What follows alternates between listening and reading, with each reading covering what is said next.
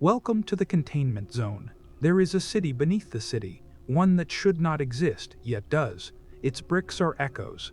Its street lamps hum with surveillance. Its air, dry and ancient, carries the scent of wet cobblestone and formaldehyde. It is not a reflection nor a shadow, but something more alien, a contingency carved in architecture. SCP-1678 is not merely a location. It is a rehearsal for the end, and it waits patiently, always fog-bound, always watching. The signs call it UnLondon. The descent began with a whisper, not from a mouth, but from beneath the city itself. An electromagnetic murmur picked up only by specialized receivers, broadcasting on a frequency the Foundation had no record of assigning. The tone repeated every 13 minutes, layered in pulses that mirrored a human heartbeat. When translated through pattern recognition software, the signal resolved into a phrase: prepare for civic reformation. Prepare for UnLondon.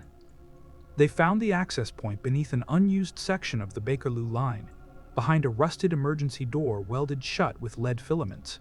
Once opened, it released a gust of cold, dry air, tinged with the scent of mildew and mothballs. The staircase beyond spiraled downward in unbroken angles, wrapped in ceramic tile marked with crown insignias and slogans in Old English script. No signs of construction, no power cables, just a slow descent into unreality. Field Agent McAllister's team was the fourth to enter, after 3 drones and 1 reconnaissance unit had failed to return. Their approach was cautious, methodical, each step documented.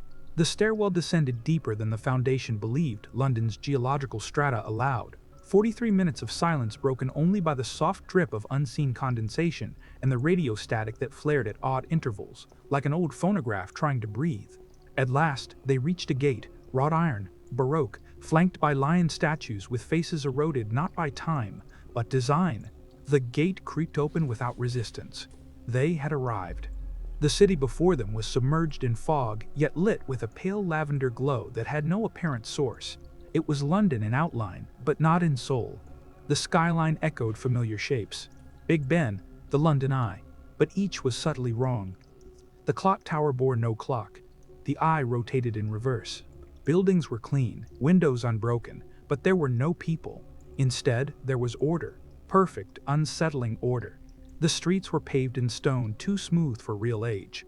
Lampposts flickered to life as the team moved forward, guided like actors on a stage. Propaganda posters curled from walls, each rendered in high-quality ink and letterpress font, bearing slogans that felt both absurd and authoritarian. Those who complain have already failed. The eye sees what the mouth cannot speak. Cameras tracked them, dozens mounted high on facades panning as one. The air buzzed with static and something else, a kind of cognitive itch, as if their thoughts were being skimmed just below the conscious level. One of the researchers, Dr. Haley, remarked she could hear whispers in the silence, not through her ears, but through her teeth. McAllister ordered the team to fan out, and as they advanced, the city responded. Doors creaked open down empty alleys. Speakers hidden in drainpipes chirped with clips of music from an era that never was, something between a wartime jingle and a lullaby. In the window of a butcher shop hung wax replicas of meat, all perfectly preserved. A church bell rang in the distance, though no tower was visible. Then came the first interaction. A telephone rang in a booth across the street, red, pristine, untouched by grime. Against orders, Haley answered. No voice came through, only that same phrase repeated in a static chorus. Prepare for civic reformation. Prepare for UnLondon. The receiver burst into flame in her hand. She was unharmed. The booth, now blackened, simply folded in on itself with a mechanical groan, vanishing into the street like a trapdoor. Cities aren't built on ground, McAllister later said. They're built on intent, and this one was never meant for the living. The team pressed forward, toward the heart of UnLondon, unaware that the city had already begun rewriting them. The fog grew thicker past the riverbank, clinging to skin like wet gauze. It had no temperature, neither warm nor cold, just a persistent presence, an invasive softness that swallowed sound and slowed thought. The team advanced with frequency beacons strobing along their belts, the only real light that seemed to fight the gloom. They found the Ministry of Health first. At least, that's what the chiseled plaque above the entrance proclaimed. though the font was oddly barbed and curved, like something drawn by a bureaucrat dreaming of a cathedral. The building was pristine, carved from dark stone, and fitted with brass fixtures that gleamed without rust. The front door's glass, reinforced with thick metal crossbars, opened automatically at their approach. No electricity, no moving parts, just compliance. The lobby was silent, empty chairs in rows, a reception desk with no receptionist, and beyond the glass partition, mannequins, hundreds of them, seated in perfect posture, eyes fixed forward, life-sized, jointed like department store props, each wearing an antiquated gas mask fused into the skull. No straps, no buckles, just embedded. The glass on their eyepieces was fogged from within, as if something had once breathed there long ago. Some wore patient gowns. Others bore armbands labeled discerning or unreliable. Each had a ticket pinned to their chest, stamped in red ink, pending civic adjustment. None moved, but they faced the team. Haley scanned one with a portable EM probe. The reading spiked residual cognition signature, faint but consistent. Not conscious, not quite, but something, a memory perhaps, a residue. "Are they dreaming?" she whispered. As if in response, a speaker behind the desk crackled to life with a cheerful voice. "Welcome to your civic restoration appointment.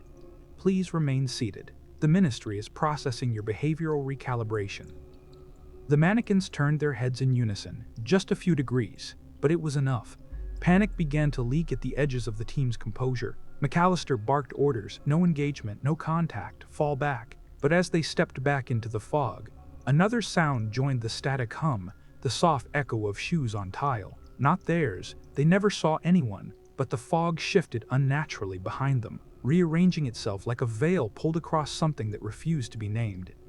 Outside, the street had changed. The shop fronts were not the same. The post boxes were inverted. The signs above the alleyways now bore different phrases. "The ministry knows where you sleep." "Rehabilitation is an act of love. If you see a stranger, report yourself." Haley began murmuring numbers, not in a trance, but as if trying to ground herself. Longitude, latitude, field report tags. But none of them made sense, not here. The GPS was looping. The compass spun. One of the D-class, known only as Walker, dropped to his knees and started apologizing, to whom no one knew. His voice cracked with guilt he hadn't confessed to. I didn't know she'd get sick. It was just a letter. Just a letter." The others tried to restrain him, but his eyes had rolled white and his fingernails were digging into his own forearms. Blood mixed with fog, vanishing before it touched the ground. "UnLondon has no roads," McAllister wrote later, "only judgments. It doesn't guide you by distance. It guides you by guilt." The team marked the ministry for immediate containment and continued forward. The fog thickened again, but this time it had a smell, copper and burnt wool. The sound of ticking grew louder, though no clock was visible. The city was not decaying. It was remembering, and in that remembering, it remade its visitors. The further they traveled, the more UnLondon seemed to reject the structure of geography. Alleys opened into stairwells that curled downward into basement levels no building should possess. Streets folded into themselves like creased paper. Doors opened inward only to reveal walls of fog and the sound of whispers behind glass. There were no maps. The city did not want to be understood. It wanted to be obeyed. Below what once might have been a library, now overtaken by charred books, fused to shelves and instruction posters on optimistic illiteracy, the team discovered a tunnel, not excavated. Grown. The walls were fleshy veins laced through brick like ivy through stone. The lights overhead pulsed not with electricity, but with rhythm. A biological strobe, as if the tunnel itself was breathing. "Organic architecture," Haley murmured, "not constructed, compiled." They descended. Every 10 meters, posters adorned the walls, smiling silhouettes of men and women in bowler hats and gas masks, their mouths wide with delight. Captions beneath read, "Joy is your duty. Jewy watch you so you don't have to. Forgetting is forgiveness." The D-class began humming, in unison. A song none of them remembered knowing. It sounded like a lullaby carved into the tune of a fire alarm, discordant and low. McAllister barked a stop order, and they froze, their faces blank, smiles beginning to stretch too wide. Haley triggered a sonic disruptor. It stilled the humming, but they wept as it ended, as if something precious had been taken away. They would never remember what. That was part of the cost. The team reached the bottom of the tunnel. It opened into a large chamber, spherical, with a dome ceiling etched in sharp relief. The engravings depicted rows of bowed figures under the gaze of a massive crowned head, faceless, crowned not in gold, but in watch gears and needles. At the center stood a mirror, 8 feet tall, cracked across the center, its surface dull and rippling like black mercury. Approaching it triggered something. The chamber locked behind them, no visible door, but they could no longer see the tunnel. Just more wall, seamless and opaque. The mirror responded to each person differently. Haley saw herself in a childhood room that never existed, sobbing into the hands of a faceless father. McAllister witnessed rows of Foundation coffins, bearing names he did not know but felt responsible for. One D-class saw nothing, his reflection absent, though his breath fogged the surface. Another spoke aloud, repeating, "They made me eat her name. I didn't mean to forget. I just did." When Haley touched the mirror, she recoiled, hand blistered. But something clung to her fingertips, a gray residue that writhed before sublimating into vapor. She whispered, "The mirror isn't for seeing, it's for extracting." They left through another passage that had not been there before. UnLondon had accepted their offering. As they climbed, the staircase wound too tightly. Spatial logic broke, stairs inverted, directions reversed, gravity flickered. McAllister's boots sank into stone that felt like clay, and the lights above grew brighter the deeper they climbed. It was becoming more real the more they lost themselves. They emerged in a train station, not a platform, an entire station underground, with advertisements for products like breathless buns and drink to forget, forget to pay. The tracks bore no rails. The vending machines dispensed only chalk and blank envelopes. Over the intercom, a voice announced, "Train delayed due to incident in District Guild. Please submit memories for cleansing while you wait." One D-class complied instinctively. He placed his head against the vending slot, closed his eyes, and whispered a memory. A moment of regret from his childhood.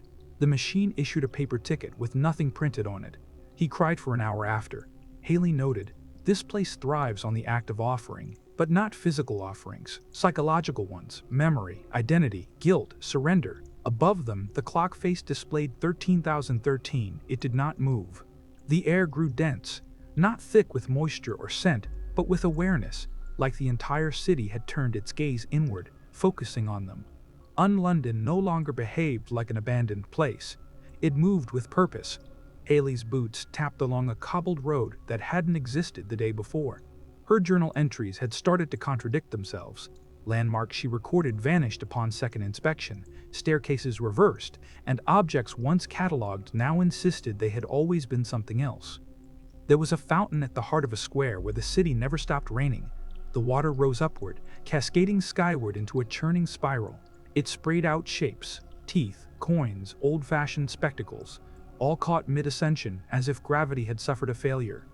In front of the fountain stood a statue, a man in uniform holding a placard that read, "Seal contrition is contagious." The group settled in a boarded pub labeled The Laughing Abscess. Inside, the tables were nailed to the ceiling. Menus written in reverse font offered options like Doubt Roast and Forgiveness in a Cup. In the far corner, a phonograph played a jazz tune that made the D-class rock back and forth, even after it was unplugged. They were not alone. Outside, black silhouettes stood beneath street lamps, unmoving, too long, too thin, faceless, yet they watched. One figure raised an umbrella despite the dry air and turned it inside out. When no one looked, it was gone.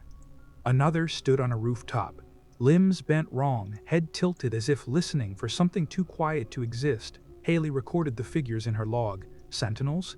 Inhabitants? Echoes? She dared not name them people. In the church district, a place that didn't appear on their maps but drew them nonetheless, they found a chapel with shattered stained glass. Symbols adorned the walls in looping, recursive text that couldn't be read forward or back. The altar bore no cross, only a black cube that seemed to absorb light, sound, and even memory. One of the D-class stepped forward. He spoke a name that none of them had taught him, one that vanished from the recording equipment as soon as it was spoken. A hum filled the chapel. Each member of the team forgot the last 10 seconds. When they tried to leave, the doors had vanished. They did not remember entering. Time began to stutter. Haley scratched symbols into her forearm to remember who she was. McAllister tore apart one of the pews and found a photograph wedged within, a picture of his own wife, smiling, but her eyes had been replaced with black ink. She had never lived in England. She had never been to this place. Everything here remembers something you've chosen to forget. That became the phrase she whispered to herself, again and again, the phrase that would become their only thread through the dark. They left the chapel without walking. One moment they were inside, the next they were at the edge of a canal, the water reflective as obsidian. Paper boats floated past with writing on them. Confessions, apologies, false declarations of loyalty. McAllister caught one. It read, "I meant to mean it." They sat in silence as the fog curled between them like the arms of something old. UnLondon didn't speak, but it communicated. In spaces that shouldn't connect. In symbols etched into eyelids. In the bitter taste of remembering too much. Everything here remembers something you've chosen to forget. And something was getting closer. They attempted to map their route. It was a fool's errand. Corridors would split where solid walls once stood. Windows opened into rooms they had never entered. Signs changed language when read twice, shifting from archaic English to a syntax resembling dental records. Every attempt to understand UnLondon's geography led only to more disorientation. Haley marked her wrist with another line. 7 now. They had camped beneath a false sky, a dome painted in cyclical daylight that shifted colors without logic. There were birds, carved from bone hovering in place, as if hung by invisible thread. They sang backwards. McAllister tried to mimic the pattern and began coughing up feathers. No one said anything. They followed a street labeled Last Regret Row. Its buildings leaned in on themselves like remorseful lovers, windows reflecting expressions the team hadn't made. One building had no doors, only a brass plaque that read, Ministry of Deserved Outcomes. The D-class who touched it screamed until he stopped moving. When they pulled him away, his left arm had turned translucent, and inside it were names, none of them his. They stopped calling him by name. He stopped responding altogether. The Foundation's instruments ceased functioning, not due to interference, but because the laws they depended on had grown, inconsistent. Clocks ticked inward, GPS coordinates circled endlessly, even light bent toward corners, as if trying to listen to its own echoes. Reality wasn't breaking, it was rewriting. Everything here remembers something you've chosen to forget. The phrase had changed flavor. No longer a warning, but a truth. UnLondon was less a city and more a judgment made of bricks. Their footsteps were recorded, not in surveillance but in architecture itself. A misstep could manifest into an alley of regrets, or a staircase that descends directly into old dreams. On the 6th night, Haley dreamt she was sitting in a subway car. Everyone around her had her face.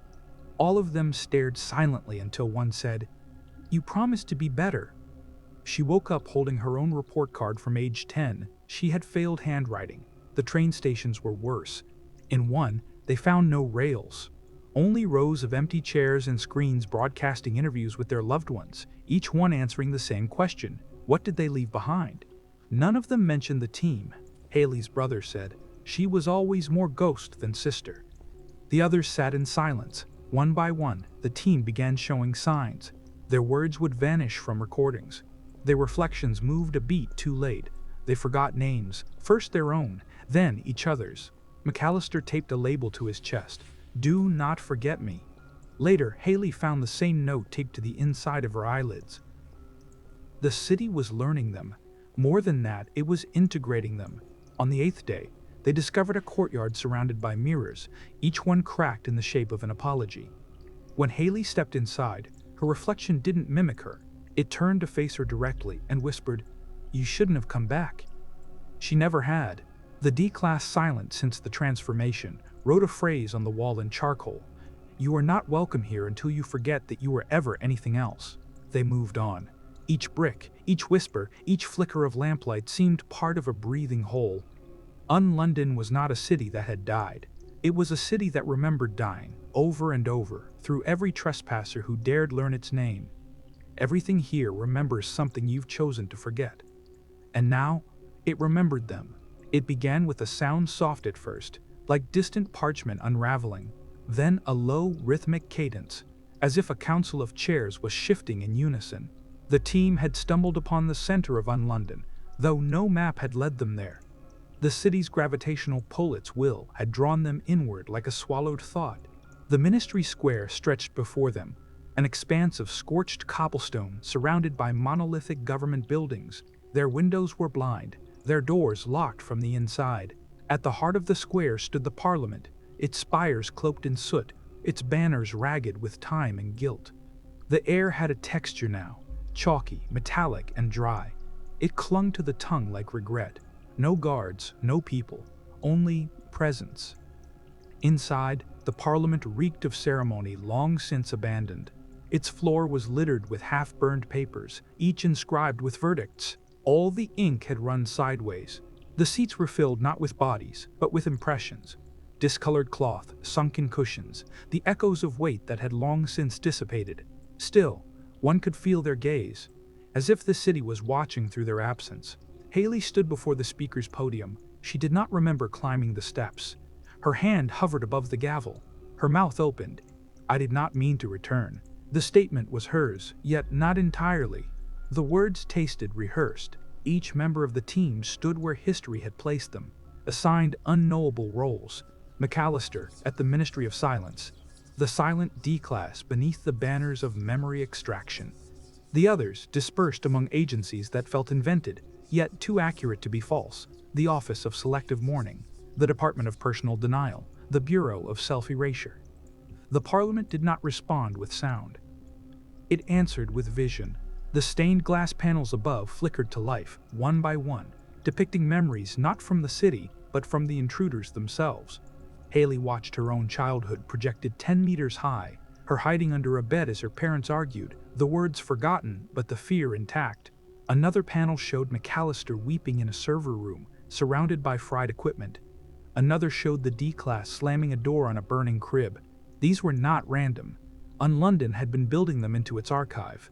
Then the verdict came, not through voice, but through architecture. The floor shifted beneath their feet. Tiles rearranged, forming a single word in Latin, expectatio, a term that defied simple translation, part waiting, part reckoning, part promise. It pulsed faintly with red light, and they all understood the city had accepted their petition. But UnLondon never forgets its debts. One of the team vanished that night. No sound, no sign, no protest, just a neatly folded uniform where they had slept. In its place, a note, written in that same awkward hand the city always used. "You are the story now. Be careful how you end." Haley grew quieter. Her eyes didn't blink as often. She began to hear announcements in her head.